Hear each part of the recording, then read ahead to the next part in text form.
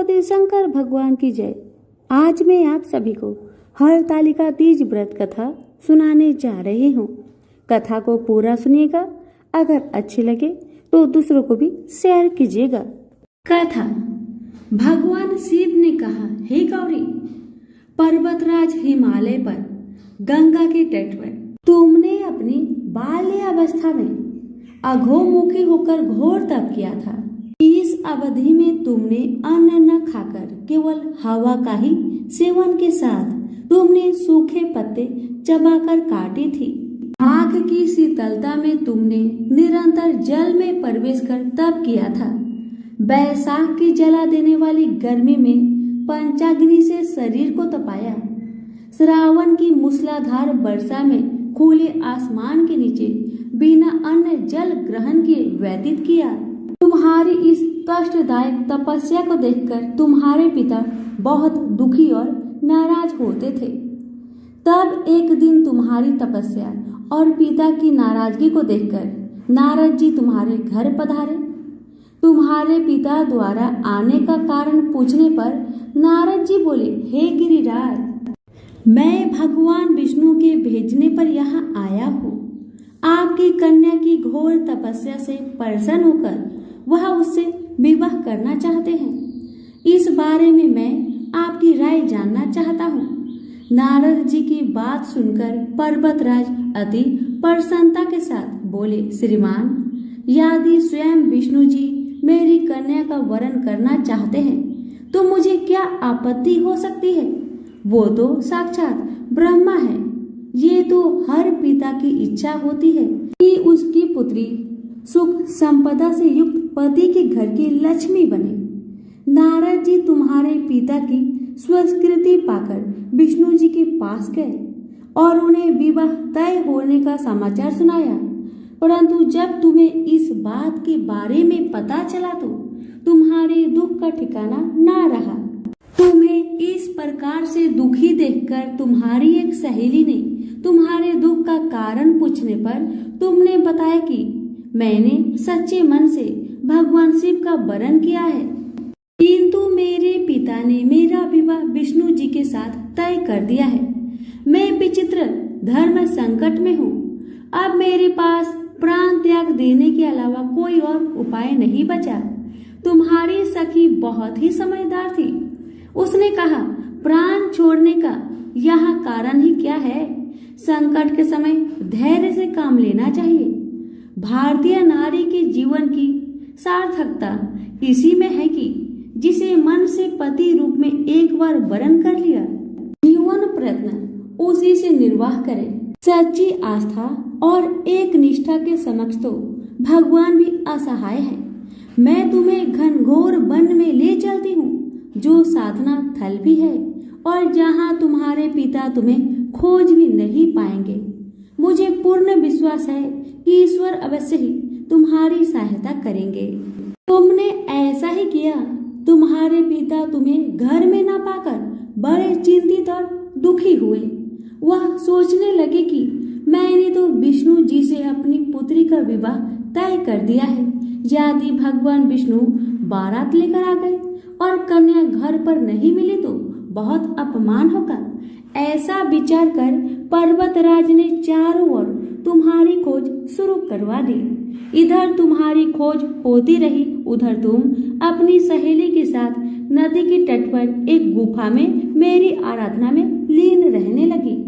भाद्रपद तृतीया शुक्ल को हस्त नक्षत्र था। उस दिन तुमने रेत के शिवलिंग का निर्माण किया। रात भर मेरी स्तुति में गीत गाकर जागरण किया। तुम्हारी इस कठोर तपस्या के प्रभाव से मेरा आसन हिल उठा और मैं शीघ्र ही तुम्हारे पास पहुंचा और तुमसे वर मांगने को कहा। तब अपनी तपस्या के फलीभूत मुझे अपने समक्ष पाकर तुमने कहा, मैं आपको सच्चे मन से अपने पति के रूप में वरण कर चुकी हूँ। यदि आप सचमुच मेरी तपस्या से प्रसन्न होकर यहाँ पधारे हैं तो मुझे अपनी अर्धांगिनी के रूप में स्वीकार कर लीजिए। तब तथास्तु कहकर मैं कैलाश पर्वत लौट गया। प्रातः होते ही तुमने पूजा की समस्त सामग्री नदी में प्रवाहित करके अपनी सखी सहित व्रत का वर्णन किया।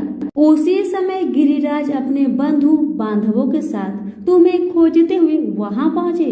तुम्हारी दशा देखकर अत्यंत दुखी हुए और तुम्हारी इस कठोर तपस्या का कारण पूछा। तब तुमने कहा, पिताजी, मैंने अपने जीवन का अधिकांश वक्त कठोर तपस्या में बिताया है। मेरी इस तपस्या के केवल उद्देश्य महादेव जी को पति के रूप में प्राप्त करना था।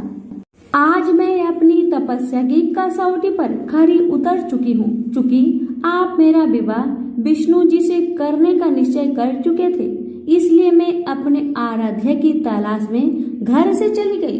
अब मैं आपके साथ घर इसी शर्त पर चलूंगी कि आप मेरा विवाह महादेव जी के साथ ही करेंगे।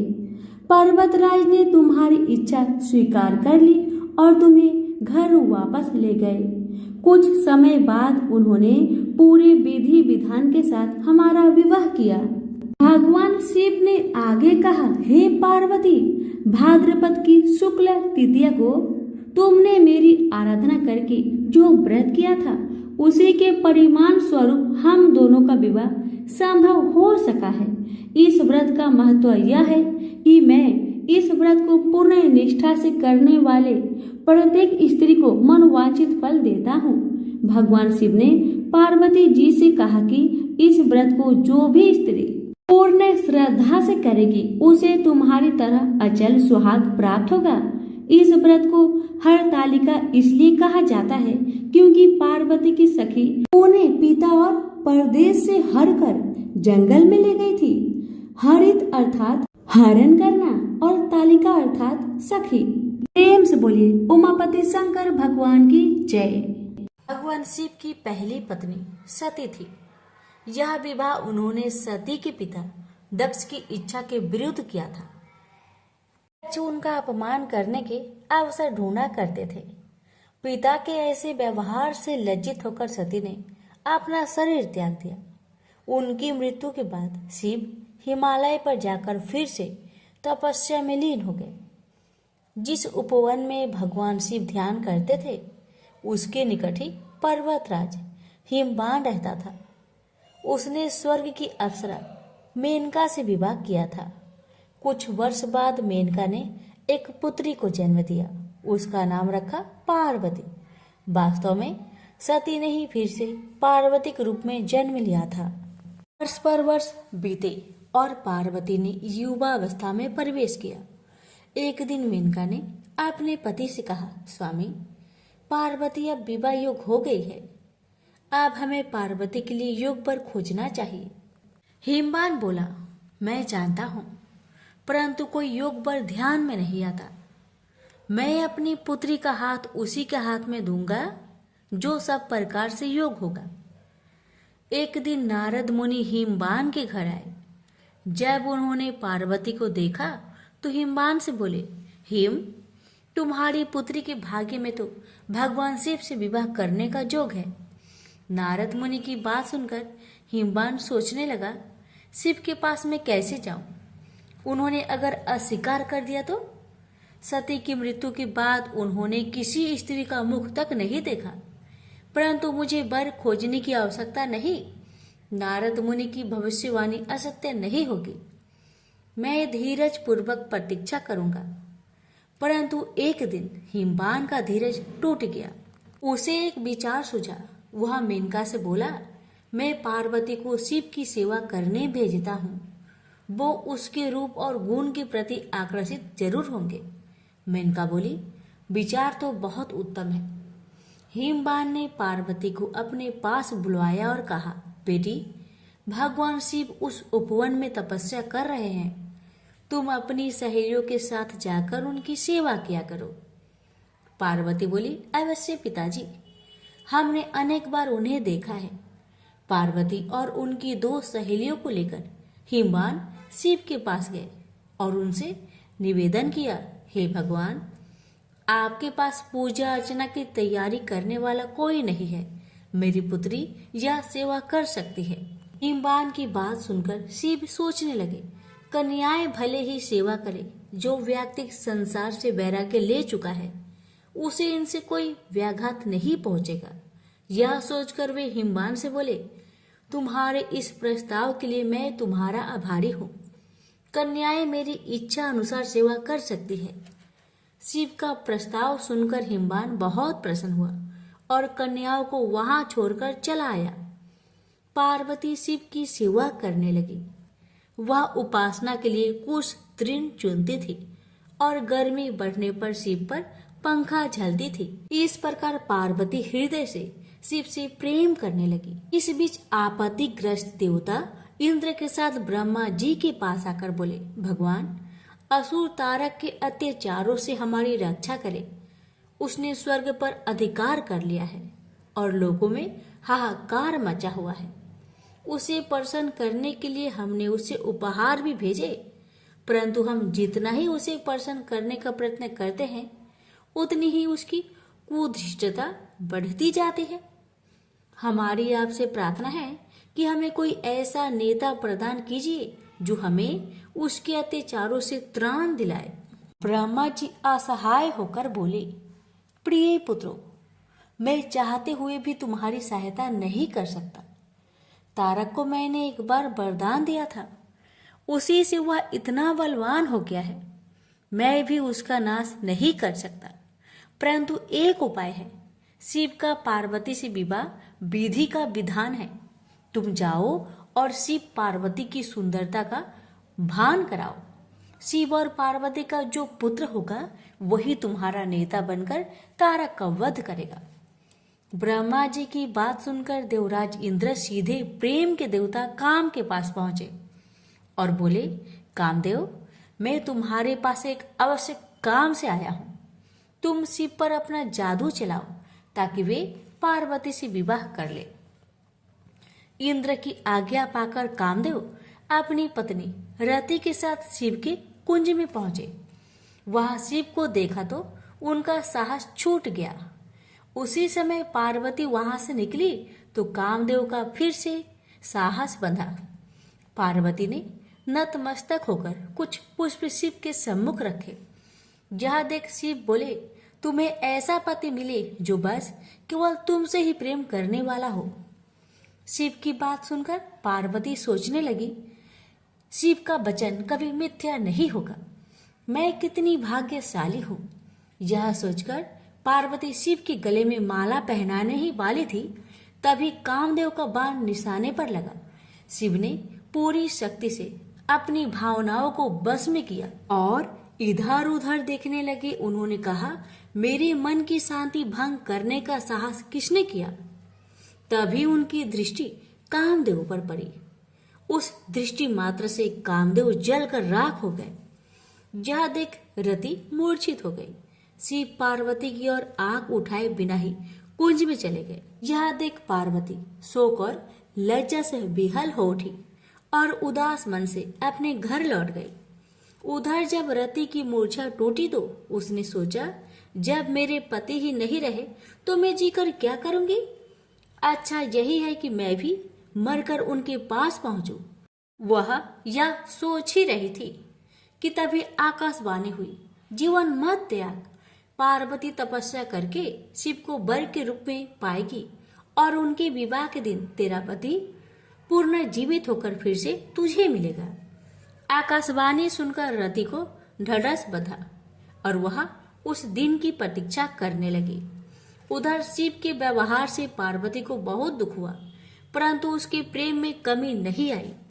वह सोचने लगी, मेरा सौंदर्य उन्हें आकर्षित नहीं कर सका, परंतु मैं हार नहीं मानूंगी। सौंदर्य से नहीं तो मैं अपनी तपस्या और भक्ति से उन्हें प्राप्त करूंगी। यह सोचकर उसने अपना निर्णय अपने माता पिता को बताया। पार्वती के निर्णय के आगे माता पिता को झुकना पड़ा और उसे आशीर्वाद देकर विदा किया। सुंदर वस्त्रों तथा आभूषणों का त्याग करके पार्वती कुंज में तपस्या करने बैठ गई। कई वर्ष बीत गए, परंतु पार्वती ने आशा नहीं छोड़ी। एक दिन वह जल कुंड में प्रवेश करने से पहले पूजा अर्चना की तैयारी कर रही थी कि एक युवक ऋषि उनसे मिलने आया। उसने पार्वती से कहा, तुम्हारा यह सुकुमार शरीर कैसे ये कठिन कर्म करता है जो तुम्हारी आत्मा उसे करवा रही है? तुमने संसार को दिखा दिया है कि सुंदरता और पवित्रता एक दूसरे को नष्ट करने के लिए नहीं है। तुम्हारे आचरण ने तुम्हारे पिता के गौरव को और बढ़ाया है। सुकुमारी, तुमने यह कठिन तपस्या का व्रत क्यों लिया है? घर लौट जाओ। सुकुमारी, तुम तपस्या त्याग दो। जो सिद्धियां मैंने प्राप्त की है उनमें से आधी मैं तुम्हें दूंगा, लेकिन कृपया तपस्या का कारण बता दो। पार्वती ने अपनी सखी से कारण बताने को कहा तो सखी ने कहा, मेरी सखी पार्वती ने शिव का प्रेम जीतने का निश्चय किया है। अपने सौंदर्य से तो यह उन्हें नहीं रिझा सके, अतः तपस्या और त्याग का सहारा लिया है। सखी की बात सुनकर ऋषि ने पार्वती से कहा, क्या यह सत्य है या तुम्हारी सखी हंसी कर रही है? पार्वती बोली, यह सत्य है ऋषिवर। मैं शिव की पूजा करती हूँ। मुझे विश्वास है तपस्या और भक्ति से एक दिन में उनका प्रेम प्राप्त करने में सफल हो जाऊंगी। ऋषि ने कहा, ओह, तो ये बात है। मैं शिव को जानता हूँ। वह तो अपने सारे शरीर पर भस्म रमाए रहता है, आग उससे लिपटे रहते हैं, चर्म धारण करता है। तुम्हारी जैसी सुंदर युवती कैसे उसकी पत्नी हो सकती है? वह निर्धन है, अघोर है, यह सारा संसार जानता है। वह तुम्हारे योग्य नहीं है। उसका विचार त्याग दो और कोई दूसरा व्यक्ति चुन लो। ऋषि की बातें सुनकर पार्वती क्रोधित होकर बोली, चुप रहो। महान आत्मा को महान आत्मा ही पहचान सकती है। नीच प्राणी उच्च विचारों को समझ नहीं सकता। तुम्हारा वचन तुम्हारी दुर्भावनाओं का सूचक है। शिव दिखावे से नहीं प्रभावित होते हैं, न किसी को प्रभावित करते हैं। वे अघोर है, निर्धन है, चर्म धारण करते हैं, उनके शरीर से सर्प लिपटे रहते हैं। तो क्या हुआ? वो मेरे मनोनीत देवता है। उनमें चाहे दुर्बलताएं अधिक हो और गुण कम, फिर भी मैं उन्हें चाहती हूँ। पार्वती की सहेलियां यह सुनकर चकित रह गई। पार्वती उनसे बोली, प्रिय सखी, इनसे कहो कि चले जाए, क्योंकि इन्होंने अपने हृदय को ऐसे विचारों से कुलुषित कर रखा है। बुरी बात कहना पाप है, तुरंत उसे सुनना भी और भी बड़ा पाप है। चलो हम चले। क्रोध से भरकर पार्वती जैसे ही चलने को हुई, ऋषि ने जल्दी से आगे बढ़कर उसका मार्ग रोक लिया। देखकर पार्वती आश्चर्य हो गई। वह ऋषि और कोई नहीं, स्वयं भगवान शिव थे। वे पार्वती से बोले, सुकुमारी, तुम्हारी तपस्या और भक्ति ने मुझे जीत लिया है। मैं तुम्हारे सामने विनीत हूँ, तुम्हारा दास हूँ। किंतु कर्तव्य परायणा पार्वती शिव को छोड़ अपनी सखी के पास जाकर बोली, सखी, इनसे कहो कि मेरे पिताजी से विवाह का प्रस्ताव करना होगा। सखी की यह कह देने पर पार्वती शिव के पास आई। शिव बोले, मैं इसमें तनिक भी देर नहीं करूंगा प्रिय। यह अवशासन पाकर पार्वती अपनी सहेलियों के साथ घर लौट आई। शिव ने सप्त ऋषियों को बुलवाकर उनसे कहा, ब्रह्मा ने देवताओं को वचन दिया है, मेरा ही पुत्र तारक का वध करेगा। इस वचन को पूरा करने के लिए मुझे पार्वती से विवाह करना है। जाकर हिमवान से विवाह का प्रस्ताव करो। प्रस्ताव सुनकर हिमवान अत्यंत प्रसन्न हुआ और उसने विधि पूर्वक शिव पार्वती की विवाह कर दिया। विवाह संस्कार के बाद देवता शिव के पास आकर बोले, भगवान, हमारा आपसे आग्रह है कि रति को फिर से उसका पति मिलना चाहिए। अपनी प्रिय वधू का ध्यान करके प्रेम के देवता कामदेव तथा उनकी शोकाकुल पत्नी पर कृपा कीजिए। अवश्य, अब तो मैं भी उसी कामदेव का दास हूँ। कई वर्ष बीत गए। शिव अपनी पत्नी के प्रेम में डूबे हुए थे। तब इंद्र ने अग्नि को शिव के पास भेजा। अग्निदेव शिव के पास गए और उनसे विनती की, भगवान, मैं आपको देवताओं की आवश्यकता का स्मरण कराने आया हूँ। शिव ने अग्निदेव के हाथ में एक बीज रखा और बोले, इस बीज को पकने पर एक बालक का जन्म होगा, वही तुम्हारा सेनापति होगा। अग्निदेव बीज लेकर वहां से चले गए, परंतु वह बीज इतना गर्म था, उसे पकड़े रहना बहुत कठिन था। इंद्र के पास पहुंचते पहुंचते अग्निदेव का शरीर पीड़ा से पीला पड़ गया। वह इंद्र से बोले, बीज मेरे पास है, परंतु उसे संभालना असंभव है। अग्निदेव की दशा देखकर इंद्र दुखी होकर बोले, तुम इसे गंगा के पास ले जाओ, वह तुम्हें ठंडक पहुंचाएगी और इसे संभालेगी। अग्निदेव गंगा के पास गए। जब उन्होंने बीज को लेकर उसमें डुबकी लगाई तो उसमें उफान आने लगा और वह उबलने लगी। तब बीज किनारे पर जा गिरा। उसी समय स्वर्ग की 6 अप्सराएं गंगा में स्नान करने आई। उन्होंने बीज को उठाकर सर घास में रख दिया। बीज तब तक पक चुका था और उसमें से कार्तिकेय प्रकट हुए। आश्चर्यचकित अप्सराएं बोली, इसे हम अपने साथ ले जाएंगे। पहले पहले हमने ही देखा है।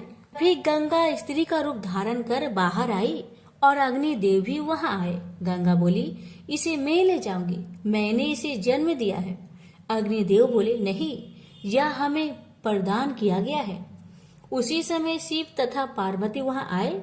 शिव ने विवाह का निर्णय करते हुए कहा, जो बालक देवताओं का नेतृत्व करने वाला है उसका पालन पोषण पार्वती ही कर सकती है। पार्वती ने प्रेम से बालक को उठाकर छाती से लगा लिया। फिर वे कैलाश पर्वत पर लौट आई। समय बीतने के साथ कार्तिकेय बड़ा हुआ। उसके नेतृत्व में देवताओं और तारक के बीच भीषण युद्ध हुआ। कार्तिकेय ने उसे मार डाला। स्वर्ग का सिंहासन फिर से इंद्र को मिला और स्वर्ग में फिर से सुख शांति का साम्राज्य प्रस्थापित हुआ। प्रेम से बोलिए हर हर महादेव। माता पार्वती की जय।